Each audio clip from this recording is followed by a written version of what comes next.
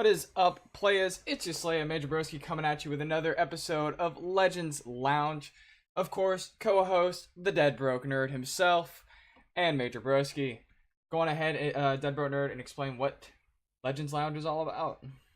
Yeah, so Legends Lounge is a show where we try to talk about a wide range of topics that will include or have content useful for players that run the gamut of skill and experience with Elder Scrolls Legends. So we want information and we want to talk about topics that will be of interest to top-level players, as well as things that can help newer players get started in Elder Scrolls Legends. So there's a lot of content out there that really caters heavily to people that are entrenched in this game, and we sort of want to bring that the fun and excitement of Elder Scrolls Legends to everyone, including the players from top of Legend down to rank 12. And that's kind of the vibe that we go for. So today we are covering keywords. So this is sort of part of our sort of instructional podcast segments where we're sort of going over things that would be useful for new players to talk about. And then we can talk about more complex things as we build on. So it's exciting, and we really love doing this. I personally look forward to it every week. Oh yeah, for sure.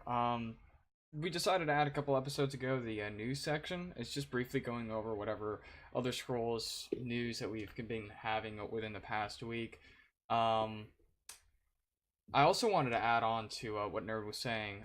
We have actually been focusing on the newer players, but this is also a show for old and new players alike. So eventually we're going to get to the point where we're going to talk about specifically certain decks, like an archer deck or something that older players might find useful, because we're going to be really talking in depth about that. But for right now, we just kind of want to build a foundation and then build up upon that foundation. So not to say that older players can't get something useful out of this.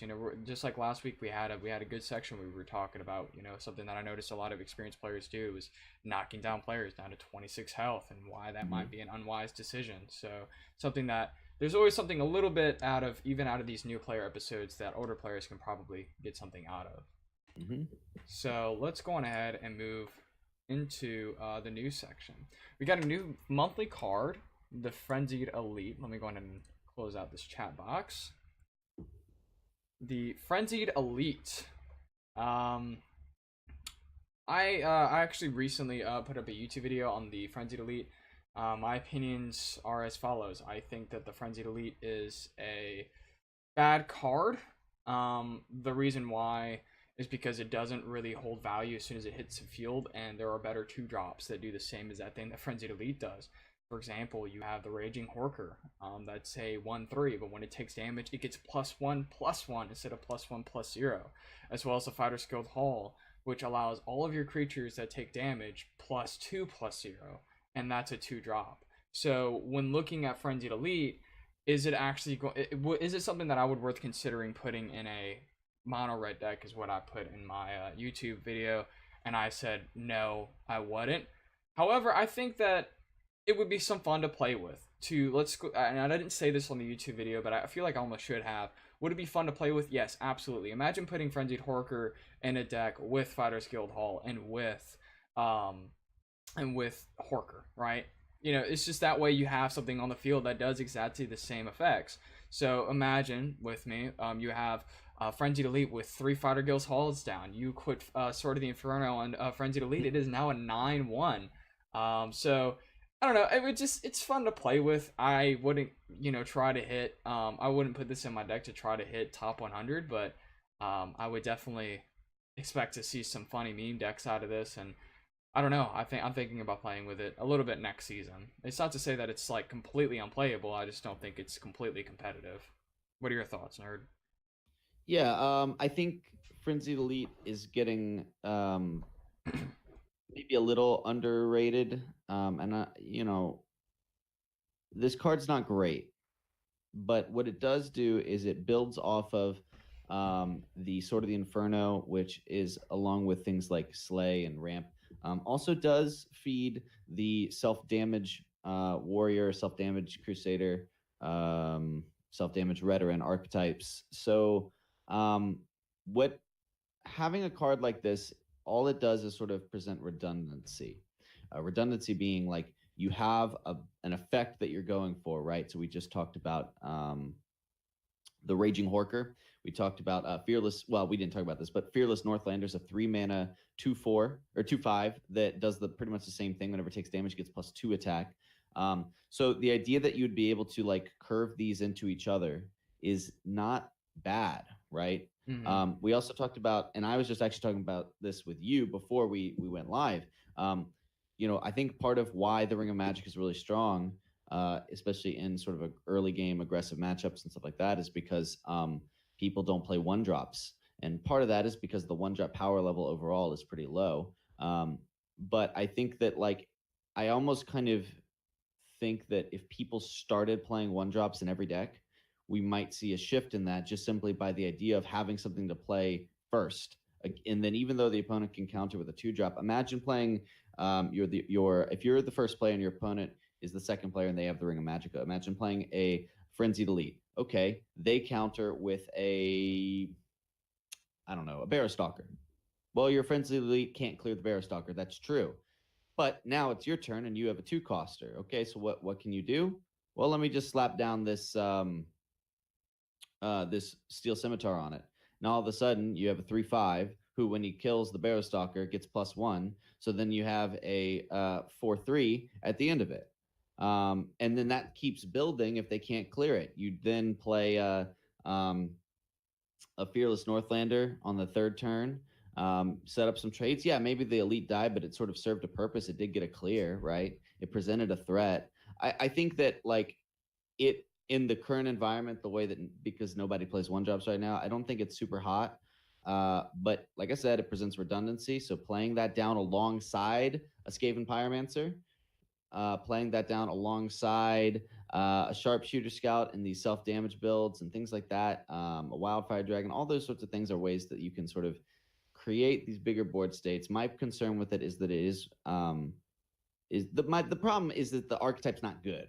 But I like that they're contributing to that archetype, and this is, I think, definitely a playable choice. I think the Frenzied Elite is definitely a playable choice if that archetype continues to get some love, which is what we've seen with the past 2 sets. We get Sword of the Inferno, which is clearly designed with that in mind, right? It not only damages the opponent, but also damages self and buffs, right?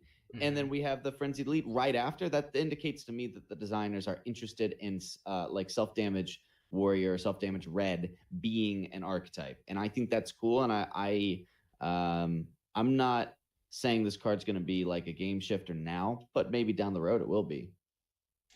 I will say this, and this is something that I added on, said in my YouTube video about Frenzied Elite.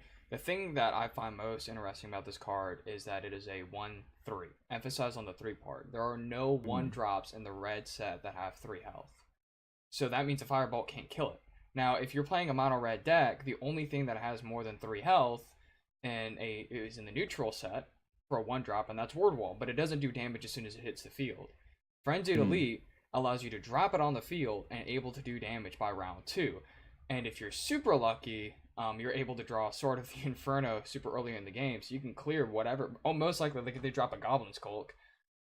Goblin Skulk's off the board, now you're doing 3 damage to the face by your round 2. So that's pretty freaking awesome, but that's where but that would require you to draw Sword of Inferno and Frenzied Elite, within the first couple of turns, and Frenzied Elite on the first and Sword of the Inferno at least by the second. So I like it. Yeah, well, and that's cool too, right? Because it won't happen every time. It's still a threat with 3 defense. That is actually kind of hard to kill, right? That still wins a fight directly 1-on-1 against a Shrieking Harpy, even though the Harpy will probably shackle it, but a turn later it would eat that trade and kill the Harpy and live. It would favorably trade against Wardcrafter, assuming the Wardcrafter didn't put its ward down, and if it did, it would trade evenly over the course of 2 turns, right? 3 defense on a 1-drop is not bad. And then you consider that you're going to build your deck around, if you're playing this in the 1-cost slot, you're going to build your deck around wanting to do something with it on turn 2. So the triple Sword of the Infernos, you're going to run some Steel Scimitars, maybe probably not Dagoth Dagger in this. You'd probably run Scimitar and not Dagger at the same time, but you could if you wanted the breakthrough, right? Right. Morkel Gatekeepers you probably slap in there, right, to buff it up. But here's the other thing too. Imagine, okay, you're first player. I just ran through that first player scenario with you.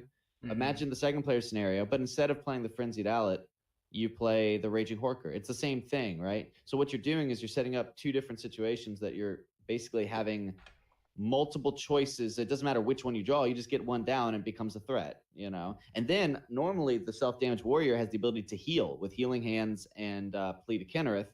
And so, okay, you Sword of the Inferno it and get it really big, and now it's down to 1 health. And then you immediately play the 0-cost healing hands on it and bring it right back up to 3, and then +1, or I think it gives you +1. No, it's Plea to Kennereth. But the bottom line is, I don't know. It's not going to be like tier 1, but tier 2 or 3, I think so. Yeah, I think right now where the game's standing, it's not that good of a card, but I don't know. I think next season I'm ready to prove myself wrong, and I'm gonna make a deck based off of what we just talked about by having self harm and having it on that curve, just to see how it works, So I don't. My biggest I think every kind of deck has a threat. So for example, like a mid deck, its issue is aggro, and I think Frenzied Alit, it's the self-harm deck, its issue is going to be not archer decks, but decks with agility. That's going to be their threat. So whenever you see green, you're going to have to change your play style like than you normally would. But I mean, if you're playing against something like something that contains, let's say, I don't know, even a sorcerer deck, right? And this seems pretty aggressive because you do damage and then you can go through. The only, you're going to have issues with the ward, but at the same time, you don't have anything that, damages creatures that have been injured, number one. And then number two, playing against a sorcerer deck, they're probably going to have a firebolt. Worst case scenario, they have sorcerer's negation, but even then, you're still allowing yourself to drop something on the field, and sorcerer's negation doesn't kill it. They wasted a sorcerer's negation on a 1-drop 1/3, which is better than using their sorcerer's negation on something more effective, like your One-Keep Spellsword. Yeah. So, I don't know, not your One-Keep Spellsword if you're running with this, but I don't know. Maybe you're running red purple. I don't know.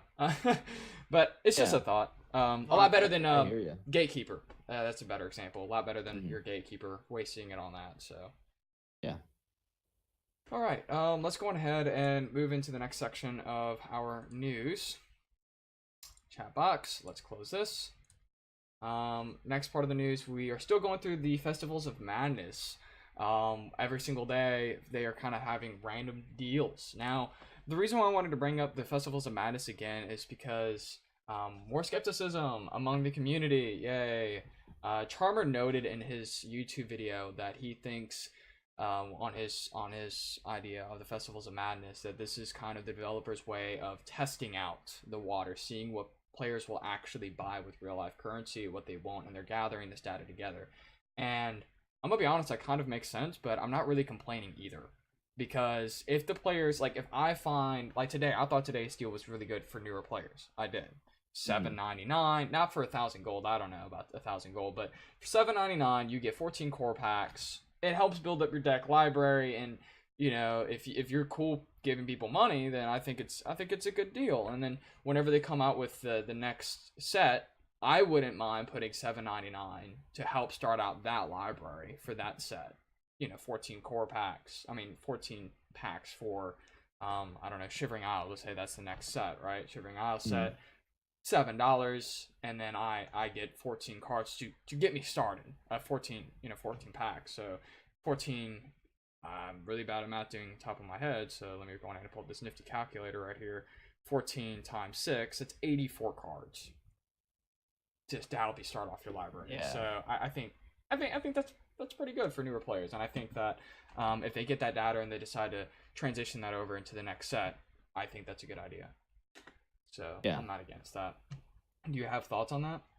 I like that they're doing it. I saw a really good suggestion on Reddit that was saying, what if in the future they had, like after the Festival of Madness, they had like a basically a corner of madness. I forget, it was a cool word. Like the poster had a really good descriptive write up of like what it would look like, and then like Sheogorath would say something when you stepped in the store. But basically, it's like a small section of the store that you'd click on that every day there'd be a different card, a physical card, one card right? That Mm-hmm. would have a randomly assigned gold value to it. So some days it's garbage.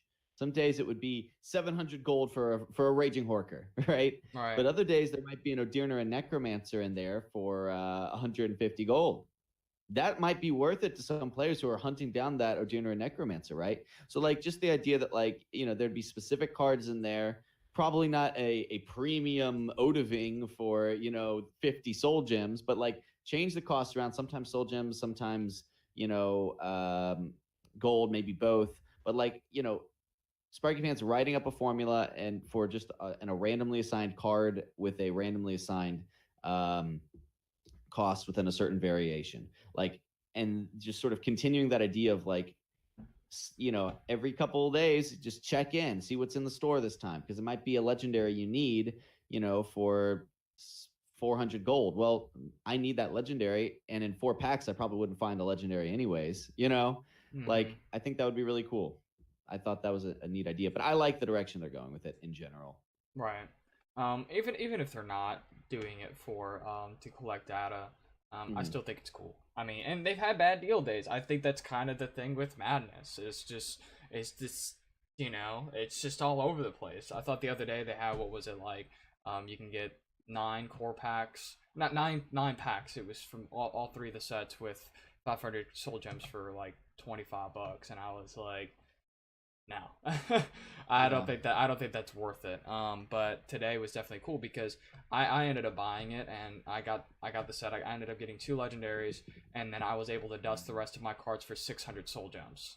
Nice. So I mean, that was then. Now I can finish my Crusader deck. I only need 1 more pit line. So now I'm set, and now I don't know. I think it was a good deal. So I snatched it. So don't feel obligated to buy anything from the store. Obviously, only buy something that you feel comfortable with.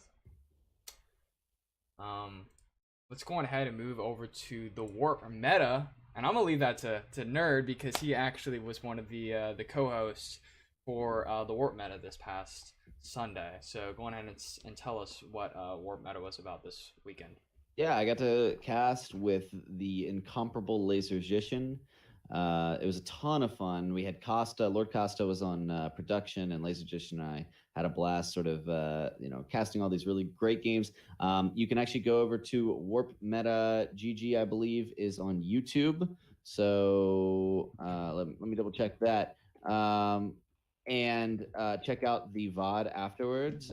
It was a really good one, especially for players looking for some really strong matchups and a lot of different types of decks, especially control decks. One thing that was a highlight was there was a relatively unknown player, Yuri something. I can't remember his name right now, but Yuri made relatively unknown. Yuri made his way up to the semis and had an excellent showing against Jelly, a really strong game between the two of them, but where Yuri like perfectly executed the conscription versus conscription mirror.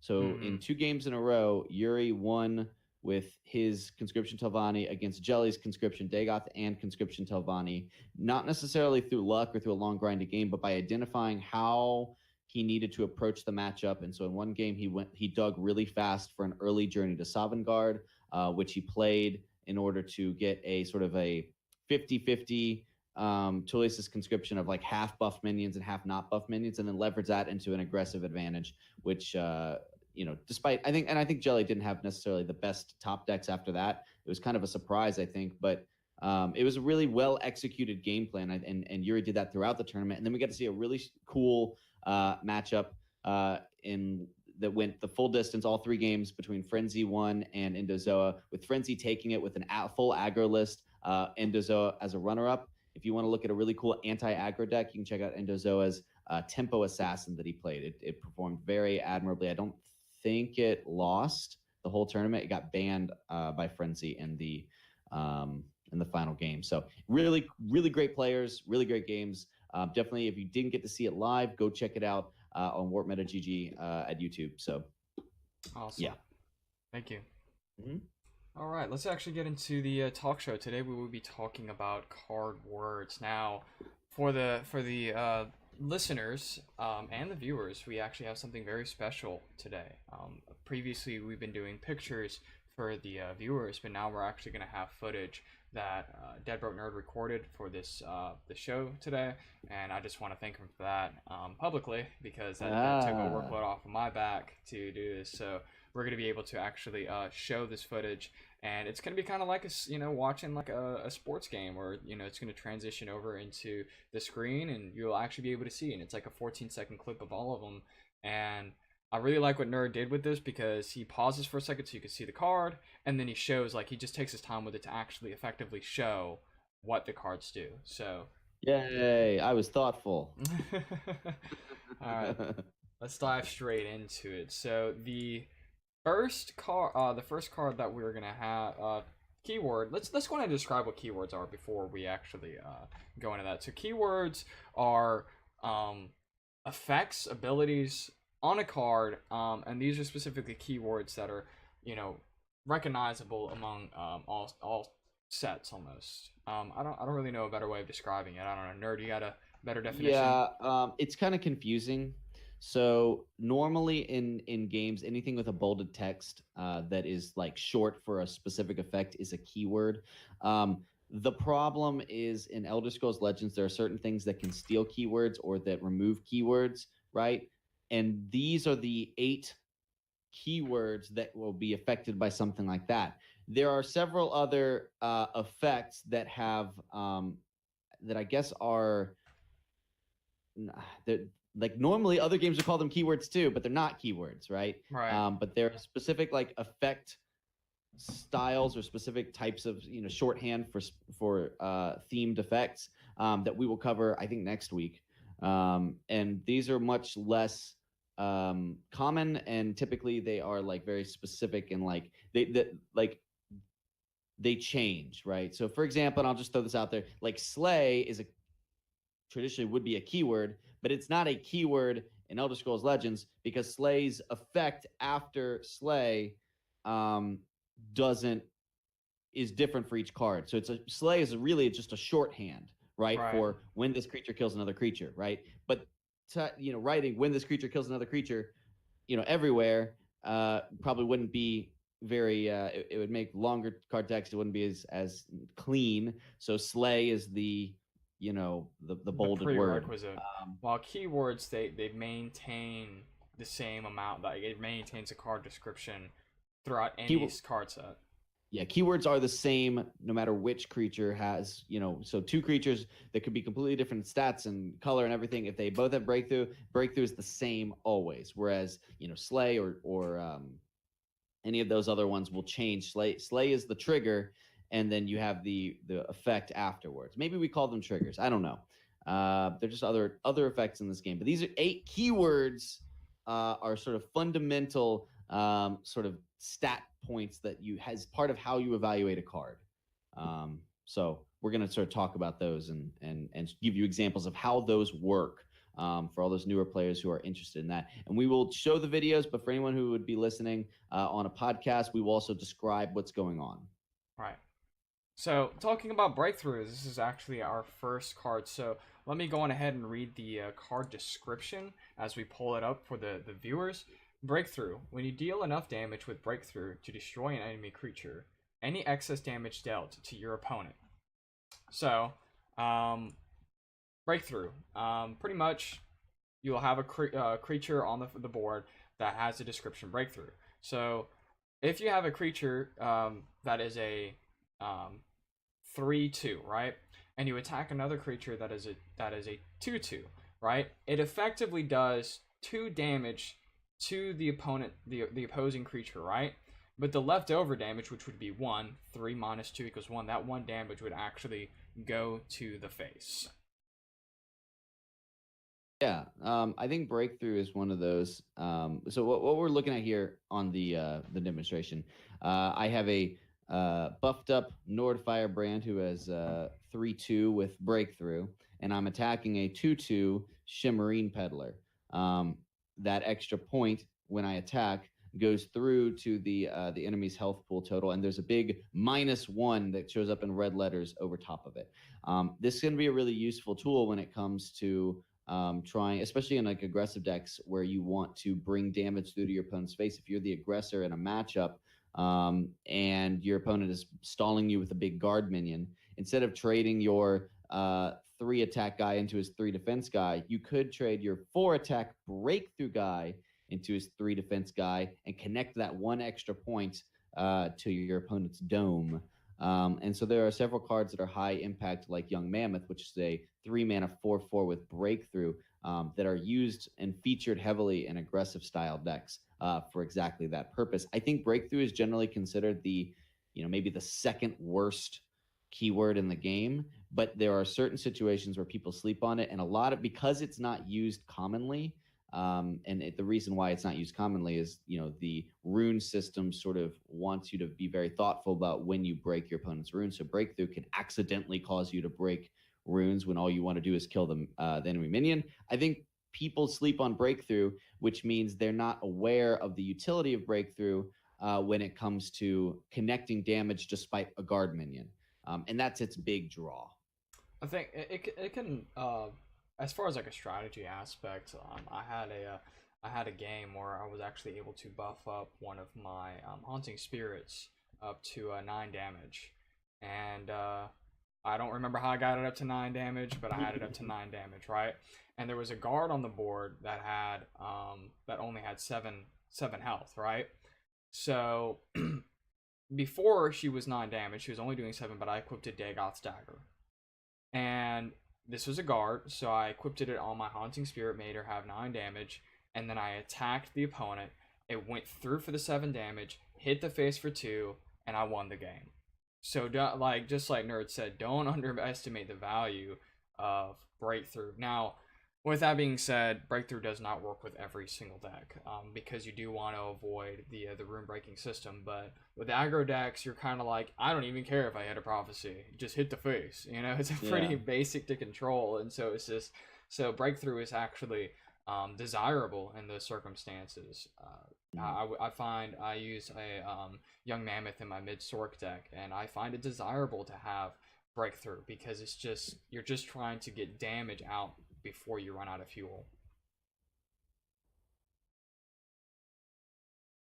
I don't know if you want to add anything onto that. No, I think that's pretty much it. Just keep an eye out for that, guys. Especially, just look for that and don't forget about it, especially newer players, because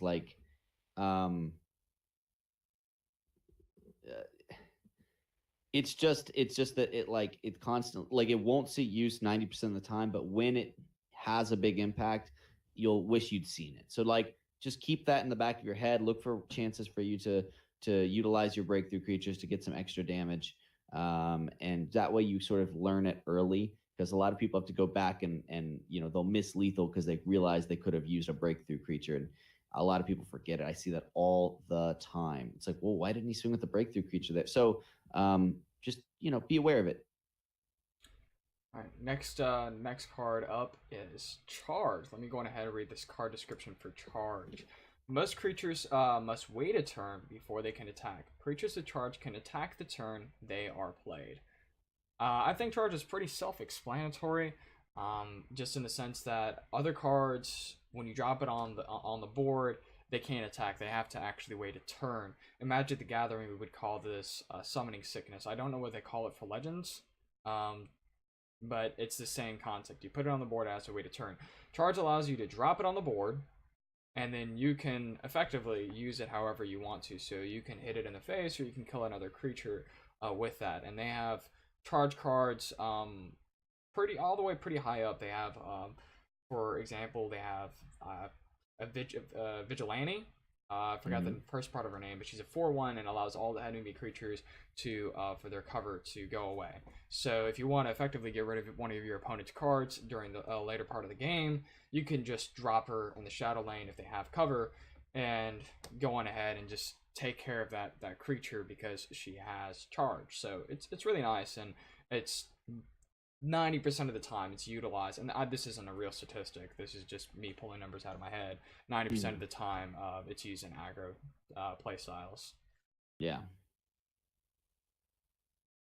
Charge is one of those things that you have to be if you're playing against a red deck, you need to understand that they have access to the majority of the charge in the game. That's not saying there's not charge in other archetypes. There's like Territorial Viper and green is a 4-mana 1/1 with charge and lethal. We'll talk about lethal in a second, but there are, I think each class has a couple charge minions. But red is the predominant one with charge. So if you have something that you really want to protect and you don't want to get surprised by a big charge minion that can kill it, maybe you consider putting it in the shadow lane for that turn, just so you can make sure it lives till the next round. Charge is simple and not much else to say about it, but it is really, really powerful. It's probably one of the most powerful mechanics in the game. Just the ability to attack this turn you summon it is really good. That I said that most of the time it is used in aggro decks, but the Viper card that Nerd had mentioned, I've seen it in control decks. It's pretty popular, yeah. Yeah, it only does 1 damage, but it's lethal. So we're gonna talk about lethal in just a bit, but lethal pretty much just kills off something. So we'll talk about that in just a bit. So and the other thing, just before we move on from of course, from charge, you have to sort of, if you're playing against a deck and they've got some big charge minions in there, there's even some minions like Aspect of Hearsing, which is a 9 cost that can be a 6 damage charge, or Tazcad, which can be a green 9 cost 6 damage charge. You have to be careful about that and keep an eye on your life total if they might be playing something like that, or if you can deduce that they could be playing something like that, because that's how you surprise your opponent with what's called lethal damage. I know it's a little confusing and it's not lethal keyword, but lethal damage being having enough damage to finish off your opponent, to bring your opponent to 0 or lower. And so if you're like playing, if your life total is really low, but you look at your opponent's board when you end your turn and say, they don't have any damage on board to kill me, I don't need to put a guard down. Well, if they then summon, a couple charge minions, then you'll be out of luck because they have had that lethal damage in hand. So that's something that charge is good for, is just surprise damage from hand. I've lost games to this, and I've won games to this.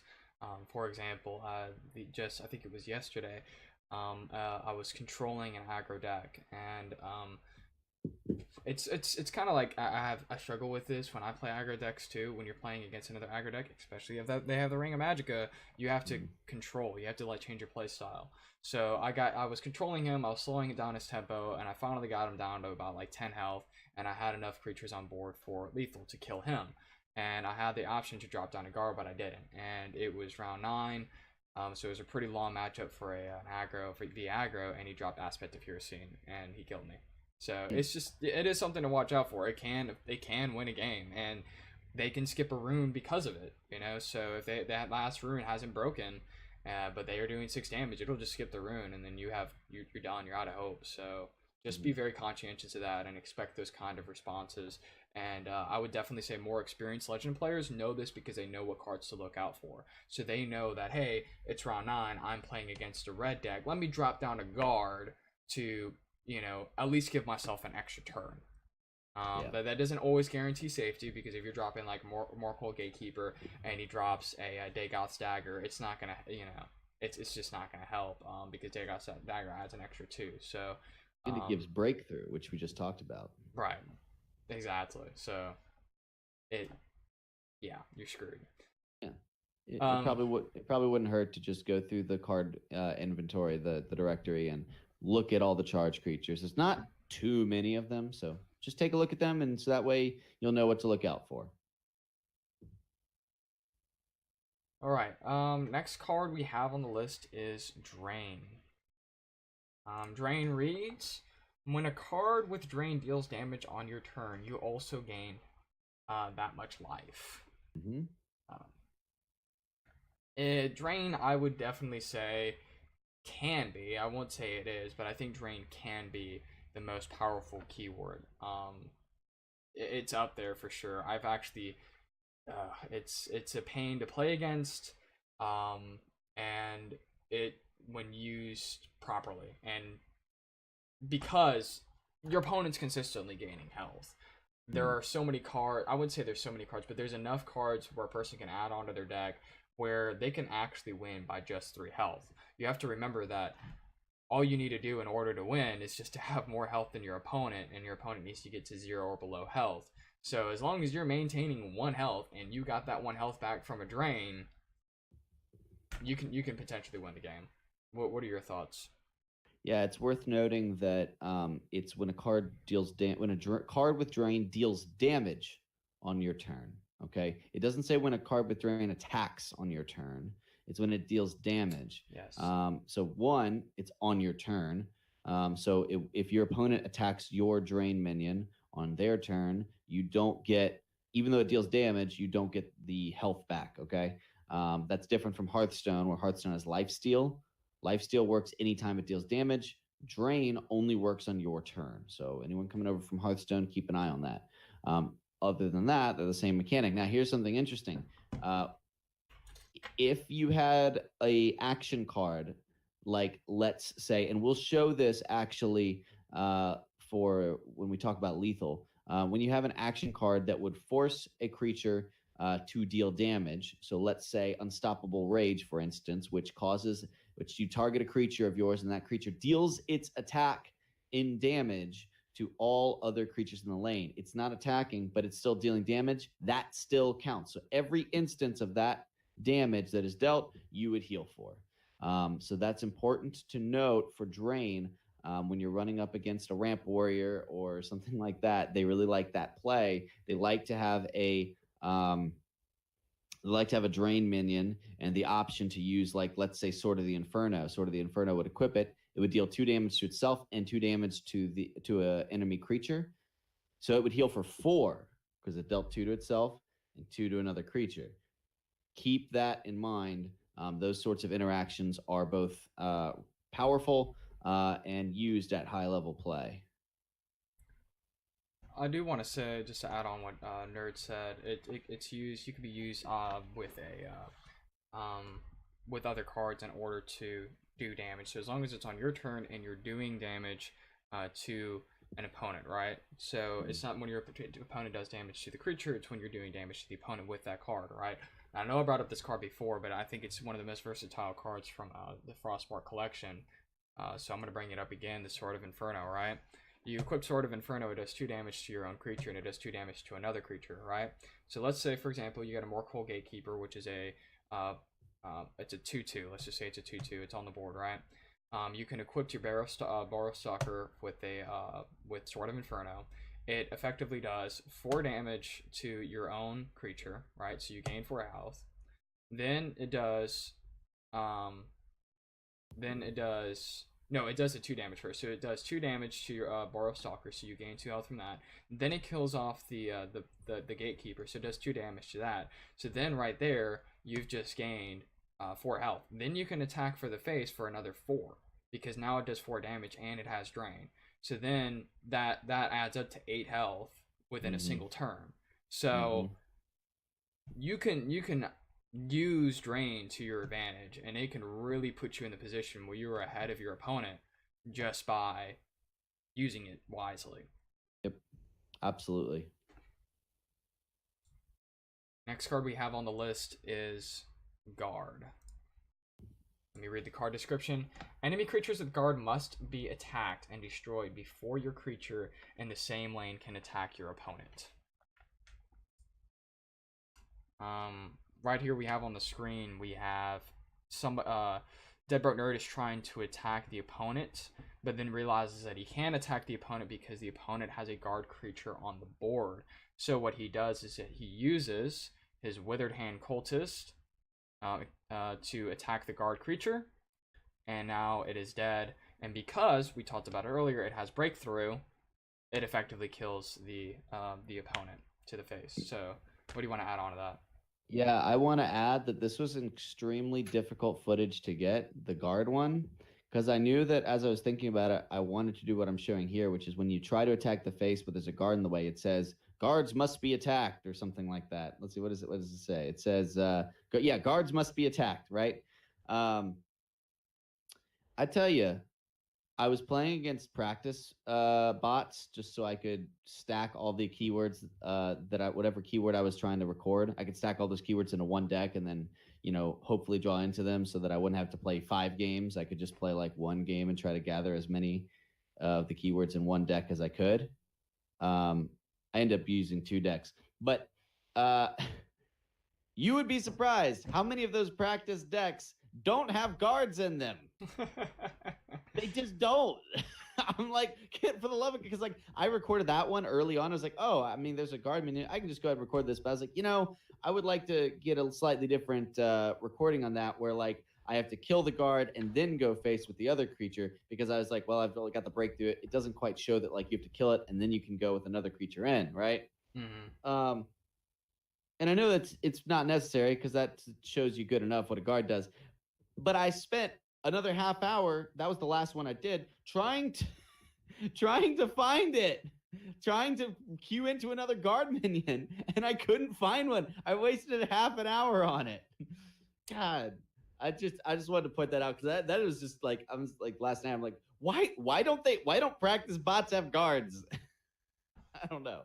Guards are fun, like foundational, right? Mm-hmm. They're taunts in they're called taunt in Hearthstone, but and this is something that was just quickly ported over from Hearthstone. But like the idea is simply they're blockers in Magic. I think, is that what they're called when you block with a creature in Magic? Right, but they're not. You can block with any creature in Magic. I mean, there are exceptions, but this isn't a Magic talk show, so. Right. The idea is like you slap it down because you want to protect your life total. Or notably your other creatures, right? So like I wanted to get one where I demonstrated trying to attack another creature that didn't have guard with a guard in the way, and you won't be able to do that either. You can only attack the guard creatures until there are no guard creatures. Then you can choose if you want to attack non-guard creatures or your opponent's face. Guards are really important. One of the best guards in the game is Hive Defender, which is a 4-mana 3/6 with guard. Anything with a big back end and guard, or Prophecy and guard, has at some point probably seen play. It's just an effect that in a slower game or a control deck, or even like a tempo deck, you can slap a guard down that will protect your more powerful attacking minions. There's really not much else to say about it. It's just that this is a foundational element, and I'm sure that they teach that in the tutorial. So, yay, guards. I do want to add on to guard, and I've said this in a previous episode. Guard doesn't gain shade effects. So if you drop it down in the shadow lane, don't think that you're going to sneak up on your opponent with it. It ain't going to happen.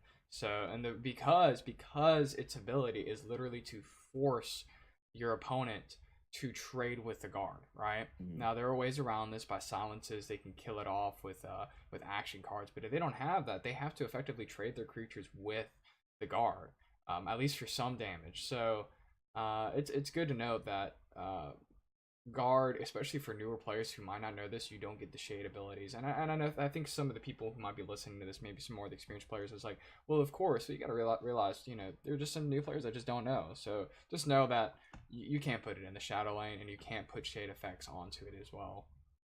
Cover effects. Excuse me. Yeah, that's all right. I just call whatever comes to my head. Yeah, no, it's all good. I mean, it's the same thing. Just certain cards specifically say cover. So, but yeah, I mean, it's everyone will pick up guard. It's one of the easiest things to learn. And I just think, but they are like a foundational aspect of this game. So we're covering it. We have another powerful keyword coming up, and that is lethal. Let me read the card description. Creatures of lethal destroy any creature they can damage through combat or other abilities. So, let's say you have a 1/1 on the board, right? But it has lethal. Now, you have to attack an opponent that is an 8/8. Well, you're attacking with a lethal that's a 1/1 against an 8/8. Guess who wins? Well, they both die. Which is a good thing, which means you, the player, have actually won, because that's 8 damage that could have potentially went to your face. You could have actually been controlling the board with the lethal. So the cool thing about lethal is it really does do the job of controlling your opponent. Yeah. For a long time, lethal wasn't a super great keyword. Like early in the dark days, I think you've said that before. Uh, lethal was hard to use, right? It was nice to have, but it wasn't particularly useful. But then people realized, just like with Drain, creatures with lethal destroy any creature they can damage through combat or other abilities, right? So, and in fact, I do you have the clip ready, Broski, Yeah, we can with go. the lethal ping? Oh man. The lethal what? Oh yeah, I do. The lethal Excuse ping me. one. We're going to show it here in just a second. But the idea here is that as long as it deals the damage, so there's a couple cards that got printed that enable lethal creatures to just deal damage even without attacking, and that still counts for the lethal effect to go off. So yeah, it works the same way as Drain in that like as long as it deals damage, you get that effect. Here we have lethal thing right Notably, here. yeah, obviously lethal doesn't destroy your opponent's face just by dealing a single damage. But see, we can check it out here. We use an Archer's Gambit on a Little Fighters Guild recruit who has lethal. He's going to move over and deal 1 damage. But since he's the one that dealt the damage, thanks to the phrasing on Archer's Gambit, that 3/3 dies. That 3 defense mini dies from just that 1 damage. Mm-hmm. Yeah. So, this is the reason why I absolutely love Archer decks, and I try to recommend new players try out Archer decks because Archer decks, they're easy to manage for the most part, and it helps give a newer player somewhat of an advantage, just because they have lethal. Now, the issue with having an Archer deck is playing against Sork decks because, and we'll talk about this later, they have wards, but for the most part, it's something easy. You could be very aggressive with an Archer deck, and with the lethal abilities, it's just you don't really have an issue of handling anything else on the board. Mm-hmm. Yeah, Archer's in a really cool spot right now with a lot of ways to kill things without trading, which is really fun. Um, it's a cool deck, and I played Archer. That was the first deck I built, was an Archer, a mid-range Archer deck actually, but it didn't have the lethal shenanigans back then. It used like um, finish offs and leaf lurkers and ways to damage things and stuff like that. But the whole idea, I think, the other cool thing, Major Broski said he likes to recommend Archer. I wholeheartedly agree because there's some really cool combinations of stuff in there that helps teach you the fundamental elements of the game. It's a little more challenging than just simply playing Prophecy Battle Mage, but you'll learn the game faster. And So you gotta get a diversity with it because you have red, which has a charge, it has a breakthrough, and then you have lethal, and you have some pretty good lethal cards in there, as well as having, for example, Fighter's Guild Recruit, which is a 1/2, and it has lethal. And a matter of fact, I think for the ping video that we just did, he actually had Fighter Guild Recruit in the footage, so you can go on ahead and summon it like in the Shadow Lane, right? After they drop down a creature that's pretty powerful. Let's say they drop down a 5/5 Bleak Coast Troll, right? Well, you're playing Ranger, you just drop that down. Yeah, it has Slay, but guess what? If he doesn't have a response to that, he knows that by next turn, you're going to kill it. So he has a decision, knowing that he's playing against you. Do I allow him to try to kill me by equipping a bow on it and doing 1 damage to this, or do I kill it right now? So it's a good thing, and it allows you to kind of get a diversity of cards. So I would recommend it. Yeah, they have breakthrough, charge, drain, guard, and lethal. They have 5 in that class. You have 5 of those 8 keywords, and you have access to. So there's a lot of ways to play in Archer, and so it's just it's a strong color combination and great for new players to help learn the game. So yeah. Let's go ahead and talk about the next one right here. We have Rally. Let's go ahead and do the transition. Yeah, this is a newer mechanic. This one was introduced in Houses of Morrowind, but I think it's a really cool one and one that we've seen some decks built around, and really we see it more as a supplementary keyword. The card description says, when your creature with Rally attacks, give a random creature in your hand +1/+1. So that's really cool because just it's supplementary. As long as you're doing damage to your opponent or creature, that allows one of your creatures to get +1/+1. As you can see here in the footage for the people watching, what DeadBrokeNerd has is a 1/6 in his hand, right? Well, then he attacks with a creature that has Rally, and it effectively gives that 1/6 +1/+1, and now it is a 2/7. I personally like Rally. I think Rally is a really, really good keyword, but I don't think it's the most powerful because we are in the age of silences, and I think that we are in the age of single card removal. So having it playing a deck with it can be good because you can have multiple of them and you can have a better response. But I think if I think it's good. I just think with all the other keywords, I don't think it's the best. It's just my 2 cents. It can work. I've seen it work even against me. You know, you give a guard that's a 4/4 guard, and then you give it +1/+1. Now it's a 5/5 guard, or like you said, Hive Defender. You give that thing +1/+1. Now it's a 4/7. So you're doing 4 damage to the face. That doesn't even break a rune. So that's where you want to be at. And on top of that, it has 7 guards. So you're protecting your face even for another extra turn. I don't know. I like it. Not only that, just to add on to the other thing with Rally is, and this is something that I've struggled with mainly playing a mid-Sork deck last season, was whenever I drop something down, he drops down, let's say, Hive Defender, right? And it has a 4/7. Do I silence with my Shadowfen Preach? Do I silence the creature with Rally so he doesn't rally other creatures in his hand? Or do I silence the creature that has the 4/7 because that can hinder my ability to keep on playing in the game? So it's useful to have. It's a good tool, and it makes your opponent think, like, which one would I want to silence? Which card would I want to do single card removal with? But I don't think... I think it's a good tool to have. I think it's a good tool, but I don't think it's something that really makes or breaks a game. I don't know. What are your thoughts?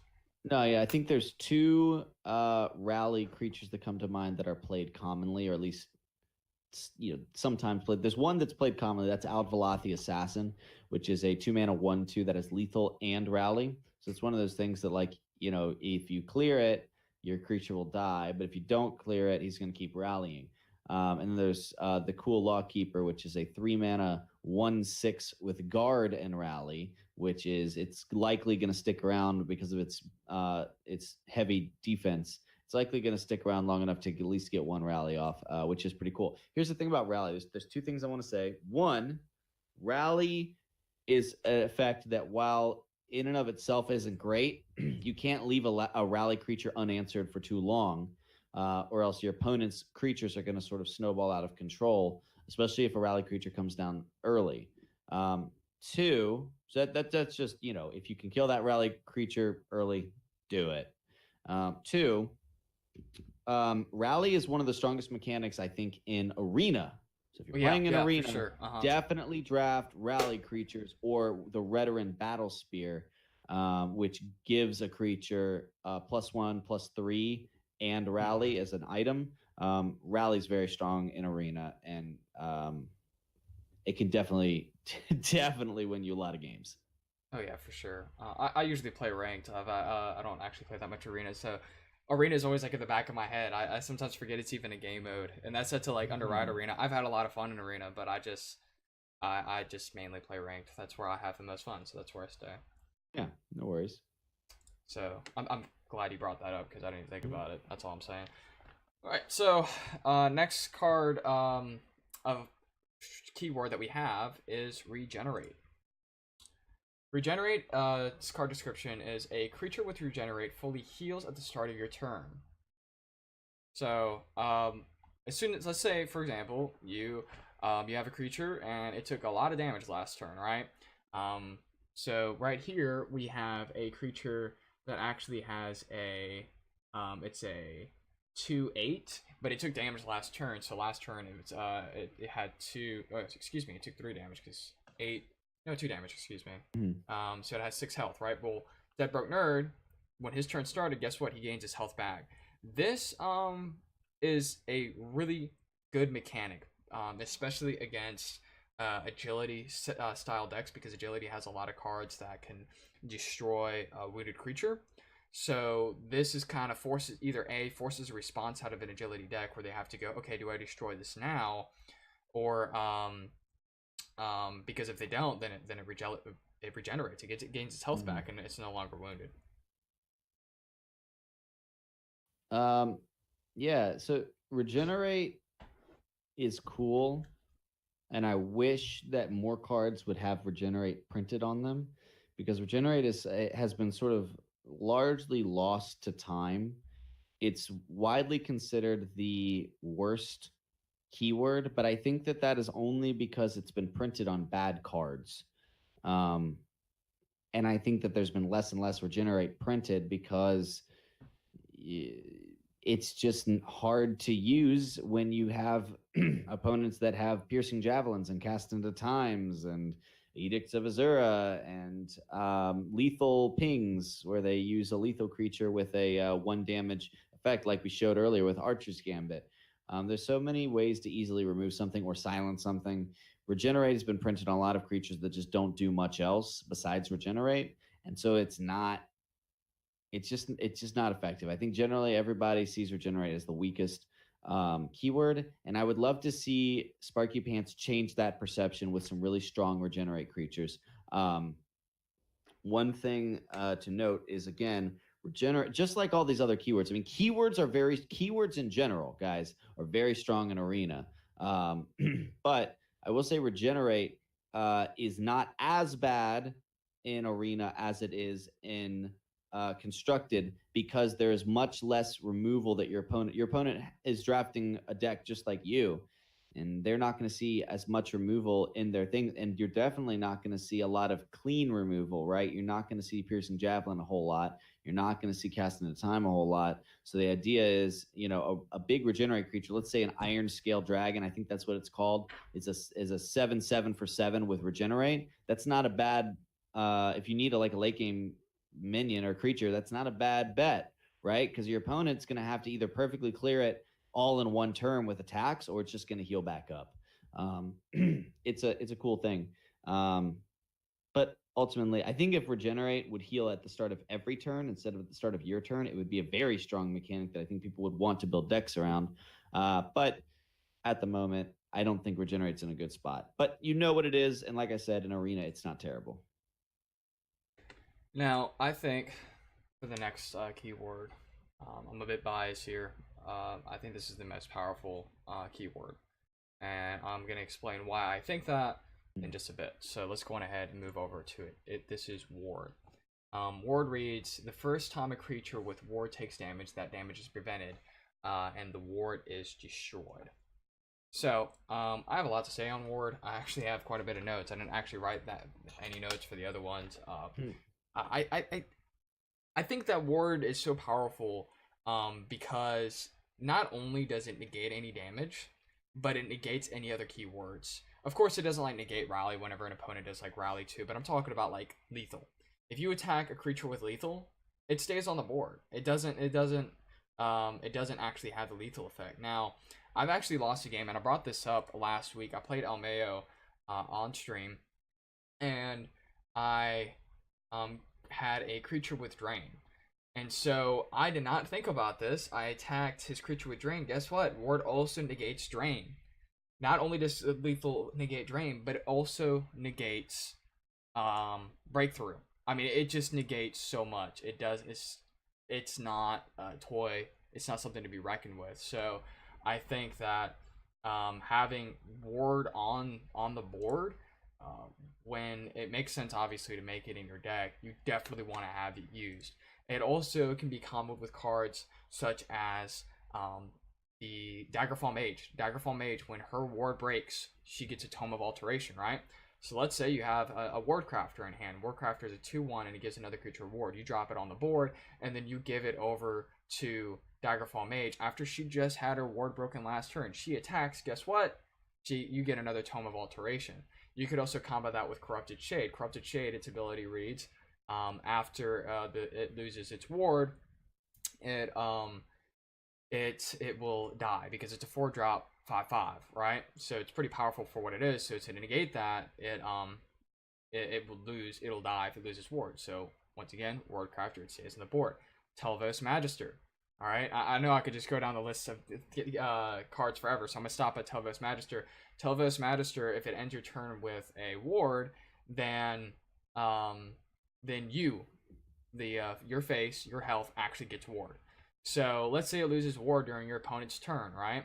And then he attacks your face, but he couldn't actually effectively do any damage to your health. Well, guess what? You have Wardcrafter in your hand, so you drop down Wardcrafter, you put it right back on Telvos Magister, and you get ward back. So I think that ward and the cards that they've put ward for and wards with, I just think that they're really powerful, and it's just in my opinion the most powerful keyword in the entire set. What are your thoughts?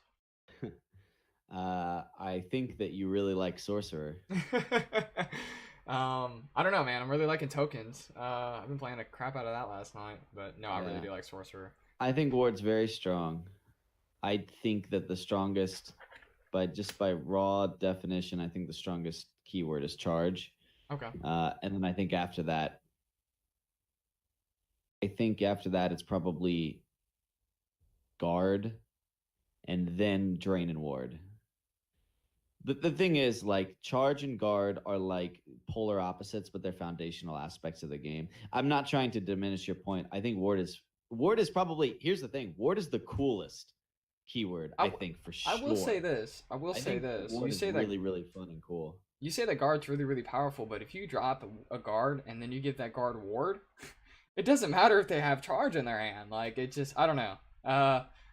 I think it's powerful. So. Oh, I totally agree. Ward is very, very strong. Mm-hmm. I just, drain it, like guard and charge are like the pillars, the building blocks, and then everything else is icing, really strong icing. But ultimately, a ward minion is not going to protect you when your opponent has a big attack. You need a guard minion, and if that guard minion also has ward, hey, that's pretty nice. Likewise, a ward minion's not going to be able to go and finish off your opponent. Charge minion with ward, that's also pretty nice. I'm not criticizing your point at all. Right. I'm not at all, because I love ward, and I think ward is probably the coolest. And definitely you get this such a spike of enjoyment from playing a ward creature and be like, oh, I didn't lose anything. I got this dope trait. I didn't lose anything. Right. Yeah. And so I think that, you're totally right. Ward has got so many cool ways to play with it, which is why I think they've done a really solid job of making, giving, I think that especially with lethal, I think with ward and with drain, they've done a nice job making these three sort of supplementary but powerful keywords, very impactful in lots of ways to play with them, which is really cool. Now, I do want to say this, as somebody who's had much experience with a ward deck. Ward decks struggle against single card removal because they don't, let's say, for example, and I brought this up before, plenty of times, Addictive Azura, Piercing Javelin, cast at a time, they don't care about your ward. It will go straight through it. It doesn't matter. So whenever you're playing against a willpower deck, you have to be careful for those decks, especially when you're playing against a Spell Sword, because Spell Sword has Addictive Azura. It's a yellow purple. So you have to be mindful of whenever it's when your opponent's coming up on round 4 or round 3, if they have the Ring of Magicka, what card do you want to put down? What card are you willing to sacrifice for single card removal? And I just want to tell that to the newer players. So I might not want my Daggerfall Mage to get destroyed by my opponent's round 3, effectively round 4, because I have the Ring of Magicka. So I'm going to hold on to my Daggerfall Mage, but I might be willing to sacrifice my Windkeep Spell Sword instead. So it's just something to take into consideration, and that's more of an advanced play style, because the reality is you are going to lose cards. You're not going to be able to keep everything on the board. So just thinking ahead of time of, okay, which one of these cards are actually which one am I willing to sacrifice? And that could be said for any keyword. What guard, like I dropped down a guard, which guard am I willing to sacrifice under this specific circumstance against the opponent that I'm playing against? Yeah, nah, I hear you. That's there's a lot of complexity, I think, when it comes to that, and I think that there's been arguments like where, like, charge doesn't have enough counters. I don't agree with that, but like every keyword has to have a way to play around it. And so silences and single target removal that don't care about dealing damage, that's how you get around ward. And guards, that's how you get around charge. And I think if an experienced player would know, like, hey, it's round 9, so they probably have aspects of hearsing if they're playing a red deck. So I'm gonna drop a guard instead of trying to buff up my creatures. You have to make those decisions. Go on ahead. I'm sorry, I interrupted you. No. Absolutely, you're totally right. So it's just something to take into consideration.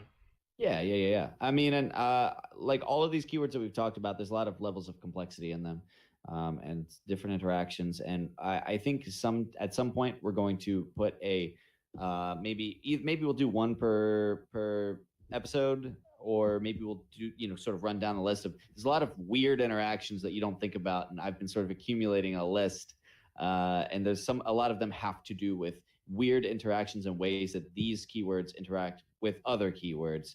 Yeah, I think I'm excited for that, dude. There'll be a lot of cool, fun things, and I'm gonna have a hell of a time getting footage for it. But I'm not gonna lie, dude. I'm kind of excited to get to future episodes here. I think when we get to the more complex issues, I'm gonna have a ton of fun. It's still fun doing this, and I really like explaining to newer players and having new players come and being like, hey, this is how to play the game, because I think having content like this gets more players. So as long as we're doing this is exciting for me, because this is going to allow newer players to go, okay, this is how I play the game. So that's really cool. And then we can get into more complex issues down the road, allowing older players to go, oh, okay, maybe I should do this instead. Or they can be like, DeadBrokeNerd and Broski suck, but their content's good. I don't know. So we'll see. All right. So, guys, what we usually do at the end of these episodes is that we have a Q&A. The Q&A, it could be anything about this episode, specifically about the keywords, or it can just be a question specifically for me or DeadBrokeNerd. It could be about anything. So, it doesn't have to be on the episode. So if you guys would like to ask us any questions, we'll have the Q&A open for about 5 to 10 minutes. And then we're going to close the episode. While we're waiting for possibly the first question to come up, I do want to ask Nerd, are you gonna stream right after this the show today? Yeah. I'm gonna take a quick break and put on my my stream will start soon page and run down and get some water. But then I'm gonna jump in and play for about 2 hours maybe. Okay, cool. I do want to let everybody know who might be listening. I'm going into my first Legends tournament this Friday, the Blood Warriors Guild tournament. So I will be doing that, and I'm excited. It's a first time experience. So if you guys want to dive into that, that will be at 2 p.m. Eastern Standard Time, and they'll have that on Twitch as well. So yeah, dude. Good luck. Everybody go and watch Major Broski kick ass. Hit the face. I'm going to be playing with 2 aggressive style decks and my mid Sorks, so we'll see how that goes. Yeah, dude. All right. We got a first question in coming from Wolf13. If I drain against a ward, does it drain or is the damage denied? Damage and drain is denied. Yeah. It's gone. So drain reads that it has to deal damage, and ward reads that it doesn't deal damage, and the ward breaks. Therefore, like since the ward stops the damage, and since there's no damage, there's nothing to drain. So that's one of those interactions we were sort of talking about between the different keywords. I also want to say, on top of me doing the tournament on Friday, I plan on streaming for a really long time on Friday. I plan on right after the tournament, when it's done, I'm trying to get to top 100. So I'm going to be streaming for like 4 to 6 hours until I just physically cannot do it anymore. So I'm gonna probably go buy a Red Bull, and I rarely drink Red Bull, but I'm gonna buy it so I can stay. Now, I got some G Fuel, so I'm gonna grab that, and because I don't like corn fructose syrup. That stuff is bad for you. I know I'm a health freak, so I'm gonna grab that and just be like, all right, we're gonna hit top 100 this season, So that's a goal. We'll see. Yeah, I'm just trying to hit legend. With that monk deck of yours. Yeah, playing monk to legend. This has been, I'll be honest, it's harder than I thought. I thought I would be here faster. But honestly, I think the new set really ruined it because I had a couple really strong monk aggro decks put together, and then Ramp Warrior became a thing, and oh boy, yeah, that it stopped working because and now that like the meta shifted, it's been monk is struggling a little bit more. Actually, mid monk's better. But next season, I'll probably push for top 100 again. We'll see. But honestly, here's the thing. I can't get the motivation to care about high legend finishes. I don't know. Because then you have to just play the same meta decks all the damn time. I don't play lots of different stuff, dude. You know? I cannot. I'm not going to play Conscription. I got 2 legend ranked this season by playing Aggro Warrior. But I honestly think Ramp Warrior took Aggro Warrior's place this season. I think it took their place, and I've been playing mid Sork and tokens to get there. So, and that's that. I'm content with that. I don't want to play maybe one season, but this season I'm like, no, I ain't doing it. All right, we got our next question again coming from Wolf. So let's go ahead and read that. If you as a person were reimagined as a card from your character trait, which keyword would your card have? Have you seen? Just on a side note here, nerd, have you seen JHTV's card that Trader Joe made of him? No. Oh, dude, it's so funny, man. They put him on Daggerfall Mage and named it to Daggerfall JH. And on the card, that's good. And on the card it says shit posting, and when summoned it's really loud or something stupid like when Mord breaks or something. I don't know, but it was so funny, dude. I'm gonna have to DM it to you, but yeah, definitely, guys, you guys have to go check out the best card in the game, JHTV, Daggerfall JH. What? I don't know. What card would I be? I